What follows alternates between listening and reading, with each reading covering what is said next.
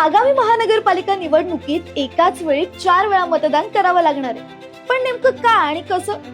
तर महाराष्ट्रात होणाऱ्या आगामी महानगरपालिका निवडणुका बहुसदस्यीय पद्धतीने होणार आहेत। म्हणजे एका प्रभागात साधारण 4 जागा असतील आणि त्या 4ही जागांसाठी वेगवेगळे उमेदवार उभे राहतील।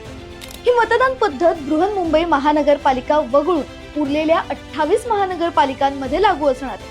त्यामुळे मतदारांना मतदान करताना थोडे वेगळे पण महत्त्वाचे नियम पाळावे लागणार आहेत। आता प्रत्येक मतदान केंद्रावर प्रभागानुसार 2 किंवा 4 ईव्हीएम मशीन ठेवली जातील। आता उदाहरण द्यायचं झालं तर प्रभाग क्रमांक 1 मध्ये अ, ब, क आणि ड अशा 4 जागा आहेत। तर मतदाराला या 4ही जागांसाठी मतदान करणं बंधनकारक असेल। म्हणजे 4ही मतं दिली तरच मतदान पूर्ण समजलं जाईल। आता उमेदवार ओळखायला सोपा जावा म्हणून मशीनवर त्यांच्या नावांचं वर्गीकरण 4 वेगवेगळ्या रंगांमध्ये असेल।